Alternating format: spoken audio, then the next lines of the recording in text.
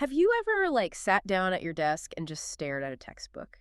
You desperately want to start, but you feel physically paralyzed. Yeah, and then you get that heavy wave of guilt, right? Exactly. You think, why can't I just do this? Am I just, lazy? Well, our deep dive today into a guide on studying with ADHD is here to tell you no, it is definitely not laziness. Right. I mean, it's executive dysfunction. Your prefrontal cortex is literally, physically struggling to initiate the task. So the core message of this research is actually incredibly liberating. You have to stop trying to force your brain into a neurotypical mold. Okay, let's unpack this. Because traditional study methods like sitting in total silence for hours on end, they just weren't built for everyone. To actually learn, you have to start working with your brain's unique wiring. Yeah, working with it instead of against it.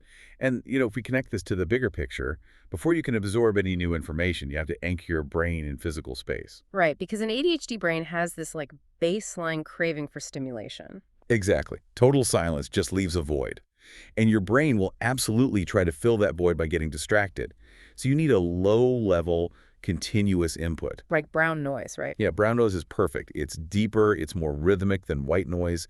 It essentially gives that restless part of your brain a chew toy, so the rest of you can actually focus. But you still have to visually declutter your desk, though, because, Yeah. a messy desk forces your brain to subconsciously process every stray paper or, a random coffee mug. Oh, absolutely. That clutter eats up your working memory, and that's the exact RAM you need to hold on to a thought or solve a math problem. So clean desk, brown noise. What about time? Because time blindness is a huge thing. Right, well, once the physical space is simplified, time is the other massive hurdle. A standard 25-minute Pomodoro timer can feel like an intimidating wall when your attention span is naturally short. That makes total sense. It's just way too long. Exactly. So the guide suggests shrinking it down to a Pomodoro pivot. That is 15 minutes of work and 3 minutes of rest. It just makes the task physically manageable. And you have to ditch the digital clock. A digital clock just shows you a changing number. To an ADHD brain, that's just abstract math. Yeah, visual timers are so much better, like a sand hourglass or one of those apps with a shrinking color wheel. Because it turns time into a disappearing pie. You Mhm. can literally see the quantity of time vanishing in physical space. But wait, I have a question about the environment stuff. Sure. What is it? You're telling me to remove all visual clutter to protect my focus, but then the guide talks about sitting down next to another human being, like body doubling. Isn't working alongside someone else just an open invitation to chat for 2 hours? Well, it sounds totally counterintuitive, I know. But the quiet, supportive presence of another person provides this gentle accountability. So it's not a social hour. No, not at all. It's a shared physical anchor that keeps you tethered to the room and the actual task. Okay, so you've manipulated your clock and your desk, but none of that matters if you literally can't start the task.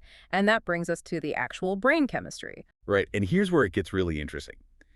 Because ADHD is biologically linked to lower dopamine levels. Which raises an important question, right? How do you get engagement when your brain isn't getting its natural chemical reward for doing a mundane task? You literally have to manufacture the dopamine. I mean, dopamine is basically the starter fluid for your brain's engine. And when you don't have enough starter fluid, you just get paralyzed. Exactly. So you trick your brain into releasing it by breaking huge projects down into absurdly small microtasks. Not a big goal like write history paper. More like, just open a blank document. Yes, just opening the document gives you an immediate dopamine hit from completing that tiny step. Yeah. And that gives you just enough chemical fuel to do the next one. Gamification works the exact same way, right? Like earning points per page. Yeah, or using apps where you grow a virtual garden. It manufactures artificial milestones. And if the subject is inherently boring, you link it to a personal interest, like maybe writing a psychology paper on the effects of video games. I buy the virtual garden points, for sure. But I'm kind of skeptical of the advice to pace around the room or sit on an exercise ball. Honestly, that sounds a lot like just avoiding the work to me. Well, what's fascinating here is that sitting perfectly still is not actually a requirement for learning. Wait, really? We've always been told to sit still. I know, but physical movement actively connects the brain and the body.